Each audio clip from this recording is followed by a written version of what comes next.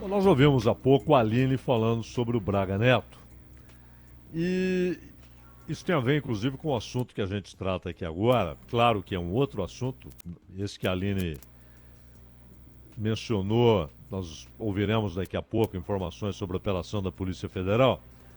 Mas a resposta do Braga Neto a essa operação da Polícia Federal, essa investigação sobre superfaturamento, licitações que foram ignoradas, etc. Ele respondeu que é uma perseguição política. Por quê? Porque Braga Neto quer ser o próximo prefeito do Rio de Janeiro. Ele é um dos candidatos que aparecem nas pesquisas, né? Hoje oficialmente pré-candidatos. A legislação brasileira, ela é ao mesmo tempo, em alguns aspectos, draconiana, mas no geral ela é hipócrita. Porque o sujeito faz campanha, já tem gente aí que está colocando em canal na internet, pré-candidato a isso, aquilo, o cara já está em campanha, mas oficialmente ele tem de fazer de conta que não é candidato, apenas pré-candidato, e só vai poder ser chamado de candidato quando a candidatura estiver homologada. E mais do que isso, muitas e muitas vezes,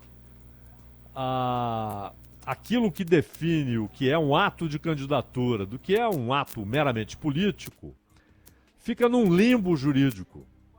E aí entra uma subjetividade que o juiz eleitoral vai decidir se houve pré-campanha, se houve campanha antecipada, não é? Mas o Braga Neto está entre aqueles que pretendem disputar a Prefeitura do Rio. Aqueles que querem ter o seu nome lá na urna eletrônica para a escolha dos cariocas. São Paulo também já tem alguns nomes que saíram na frente, como aqueles que já aparecem em pesquisas, são mencionados em pesquisas, inclusive alguns aparecem em pesquisas espontâneas. Quando o pesquisador pergunta, quem você vai votar? E não dá nome nenhum. E aí o sujeito pode dizer, não sei, não me lembro de ninguém, vou votar naquele lá, ou vou votar no candidato do partido tal, não sei nem quem é, vai ser do partido tal. Mas às vezes, alguns nomes já são conhecidos suficientemente para que sejam mencionados espontaneamente pelo pesquisado desses levantamentos.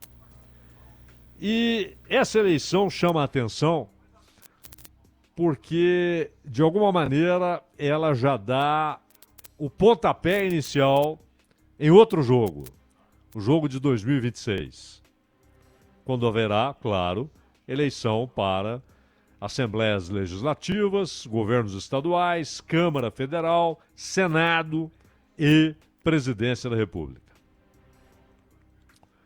Então, o grande jogo, que é 2026, ele já será iniciado em vários aspectos na disputa municipal, principalmente, claro, nas maiores cidades, onde você tem figuras que têm peso nacional, que são conhecidas nacionalmente, ou que de alguma maneira estão ligadas a pessoas, a políticos que já, por sua vez, iniciam uma pré-campanha para 2026. Sim, já tem gente em campanha para presidente da República em 2026, para governador do estado, para senador, já tem.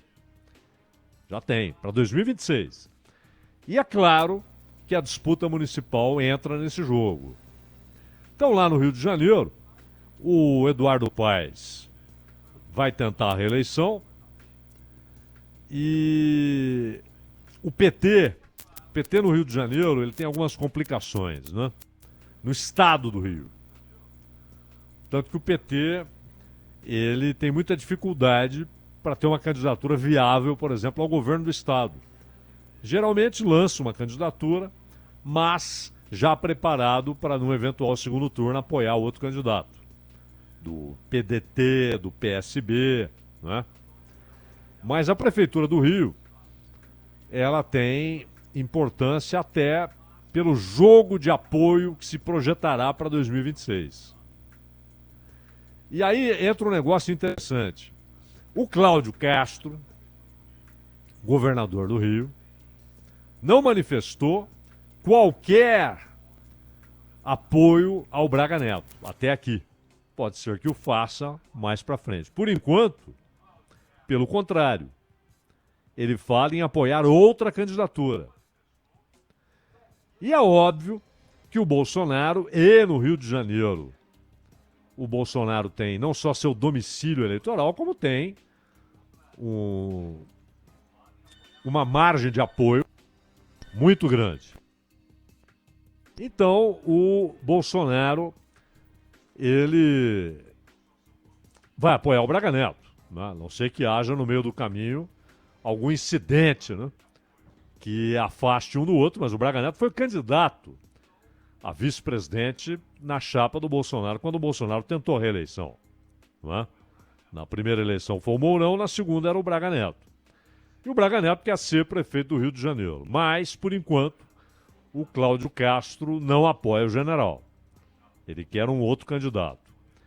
O PSOL deve ter candidato, etc. Mas é em São Paulo que a candidatura do PSOL mexe com o jogo nacional. O jogo que será disputado em 2026. Porque o candidato do PSOL será o Boulos, que nas pesquisas já feitas aparece em primeiro. E com o apoio do PT. Muita gente torceu o nariz dentro do PT. Muita gente entendeu que era um erro grave, que é um erro grave, o PT não ter um candidato à Prefeitura de São Paulo e de cara apoiar o Boulos. Poderia fazê-lo no segundo turno, mas de cara não ter candidato para apoiar o Boulos, para colocar a estrutura municipal do PT diretamente na campanha do Boulos, foi uma decisão da cúpula nacional do partido, obviamente, por ser São Paulo, pela importância de São Paulo, passou pelo Lula e pela Gleisi Hoffmann. E eles decidiram apoiar o Boulos diretamente. E aí entra uma questão que é interessante, a maneira como o Boulos é visto, né? Há um certo equívoco, uma precipitação, porque outro dia até ouvi alguém se referir ao Boulos num comentário, num veículo de comunicação, se referir ao Boulos como a esquerda raiz e tal. Na verdade, se você olhar, por exemplo, a posição do PCO, Partido da Causa Operária, que é, a rigor, esse é um partido dentro dessas simplificações de esquerda-direita, né? É um partido de esquerda, não é? Um partido leninista, embora ali em uma de suas derivações, que é o trotskismo, e um partido que se pretende marxista.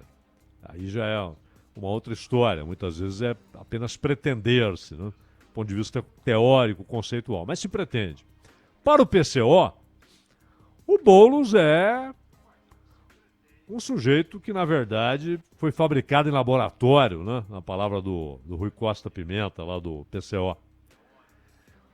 Que não tem uma história na luta política e que apareceu produzido, fabricado, já como liderança dentro de um movimento social. Esse movimento social, sim, com raízes e consequência de um grave problema social que é a falta de moradia. E também, para uma parte da esquerda, o Boulos é aquela esquerda marcusiana, né?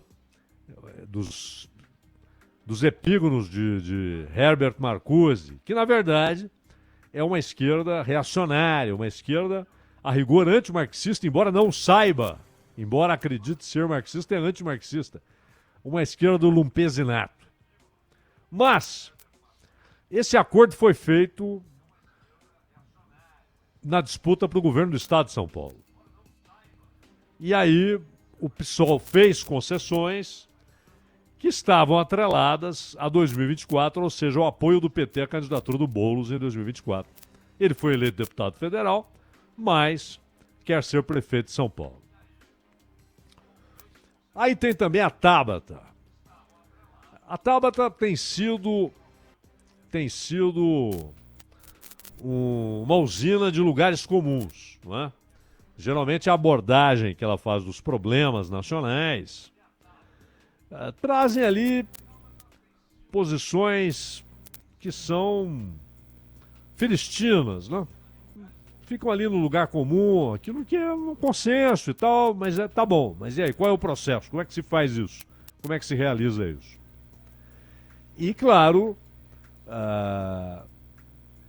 ela dificilmente terá uma margem muito grande de alianças, se de fato for confirmada como candidata.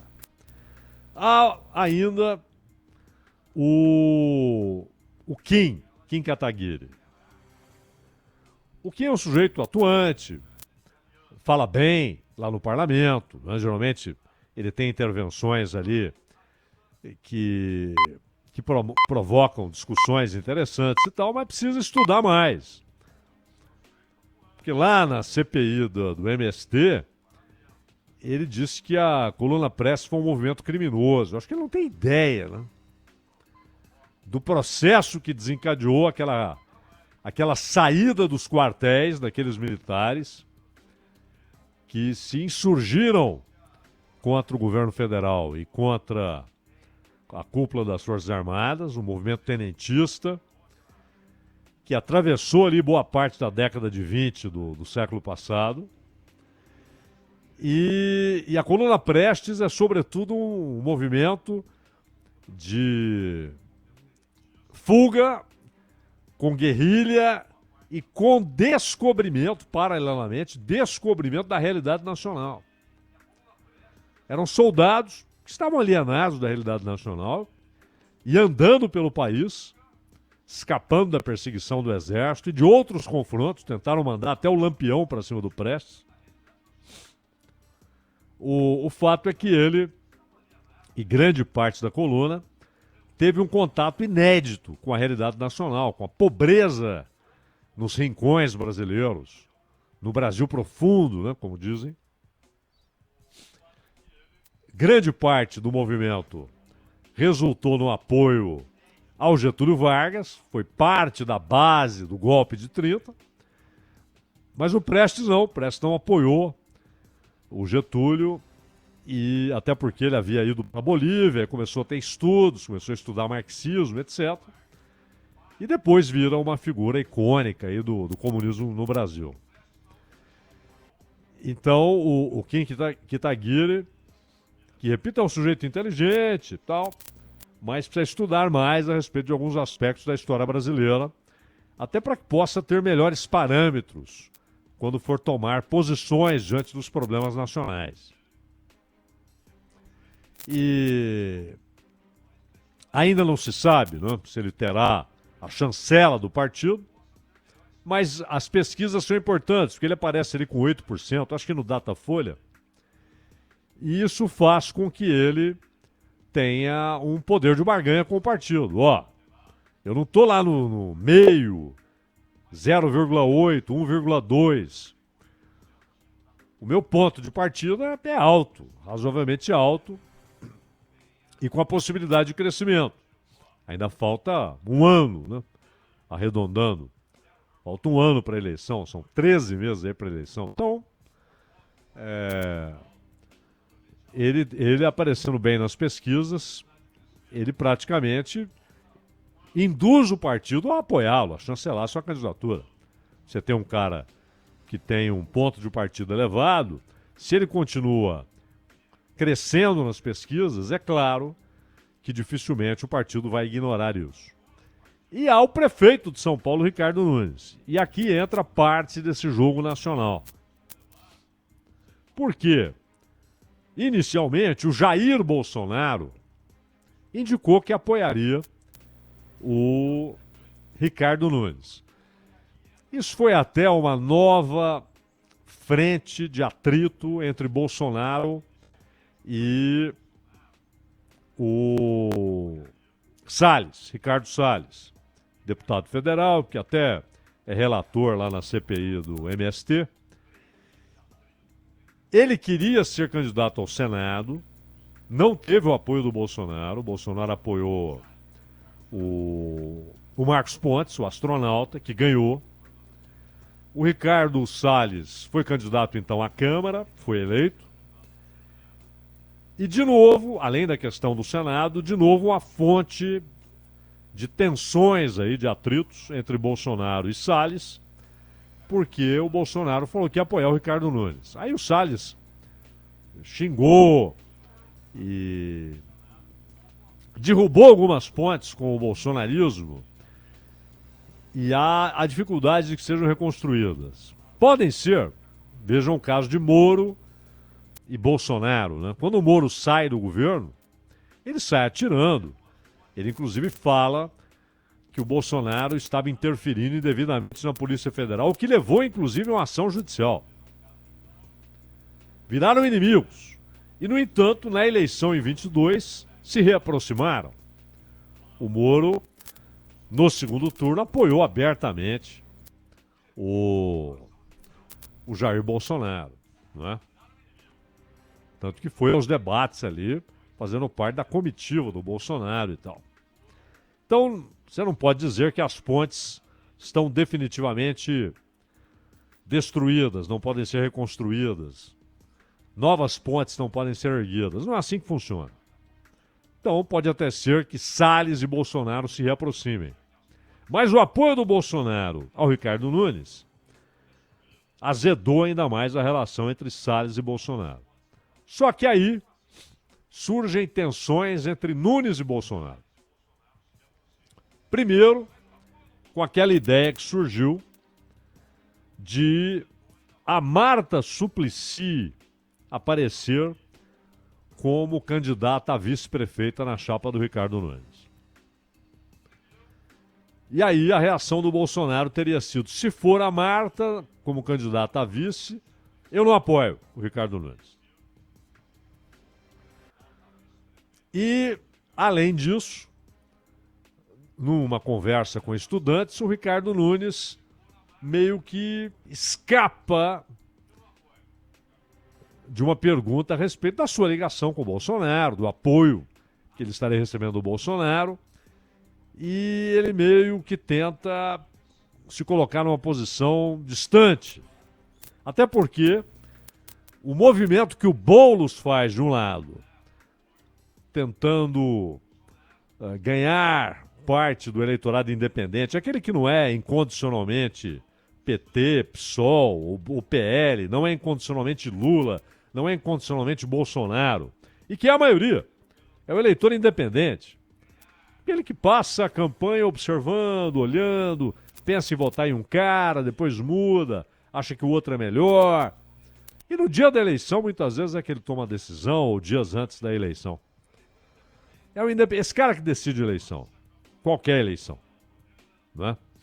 Em qualquer democracia. É o independente. Não é o sujeito do voto incondicional, não é? Que se ajoelha diante de políticos como se fossem totens, né? Colunas. E o eleitor independente é que decide. Então, na hora H, os candidatos todos tentam se aproximar desse eleitor e aí precisam adotar um discurso mais centrista, um discurso menos radical numa direção e outra direção. Precisa adequar a sua versão dos fatos a um eleitorado muito mais amplo. E não ao convertido. Né? Falar ao convertido é moleza. Tudo que você falar, ele vai aplaudir. Só que o convertido não elege ninguém. O candidato precisa do eleitor independente. Daquele que passa a campanha analisando, ouvindo, acompanhando o noticiário, acompanhando a campanha, até tomar uma decisão. E o Ricardo Nunes, em busca desse eleitor, assim como o Boulos também tenta se aproximar desse eleitor, o Ricardo Nunes deu uma refugada na hora de dizer: sim, o Bolsonaro me apoia. Ele, tal, eu, Bolsonaro, tal. Isso, além da questão da Marta, que já havia irritado o Bolsonaro, isso irritou também. E aí vieram aqueles que tentam reafirmar o apoio do Bolsonaro ao prefeito de São Paulo, ao Ricardo Nunes. É o caso do Valdemar. O Valdemar, ele não descarta que lá na frente o PL tenha o Marcos Pontes como candidato a prefeito. Sim, o senador, o astronauta, o ex-ministro do Bolsonaro.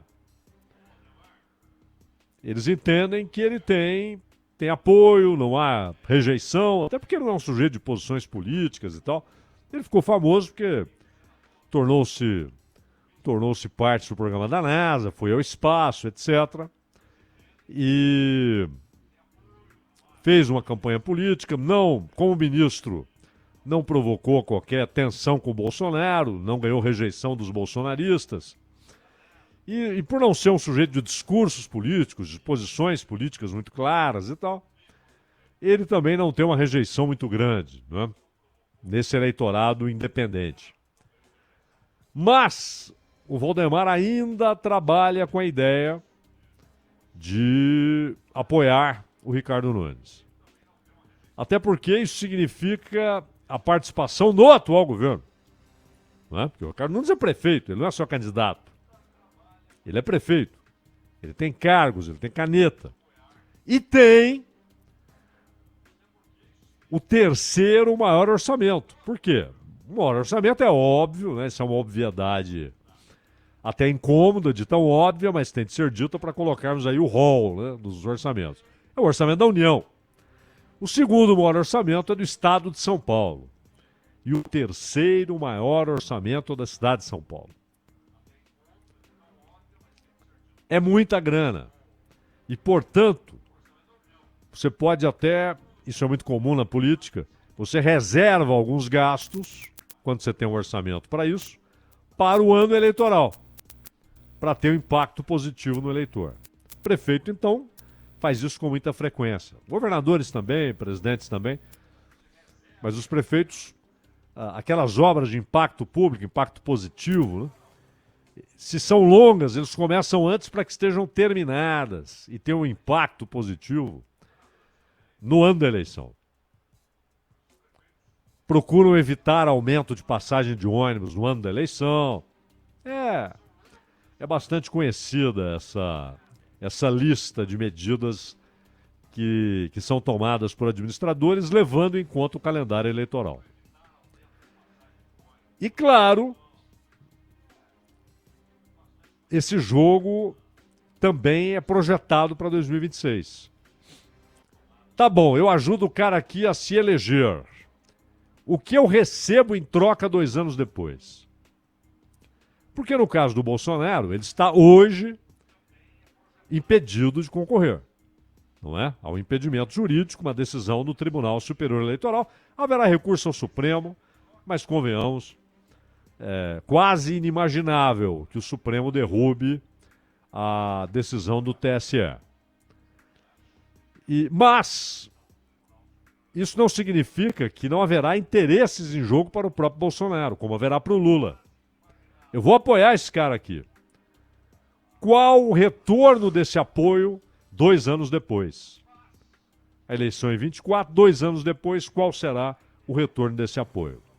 Essa é a lógica nessas disputas todas, em apoios provisórios, em apoios definitivos e em rompimentos que já acontecem este ano e vão se aprofundar no ano que vem, mas a projeção é para 2026, quando o jogo, claro, é muito mais pesado. Danilo. Lembrando que o comentário de abertura do Cláudio Zaidan fica disponível em podcast também. É só acessar o Entendendo a Notícia no seu agregador de podcast favorito. Tá no Spotify, no Deezer, no TuneIn, no Spreaker e ouvir quantas vezes quiser. Na sequência, um rapidíssimo intervalo e na volta tem ele, Milton Neves, aqui conosco. Até já.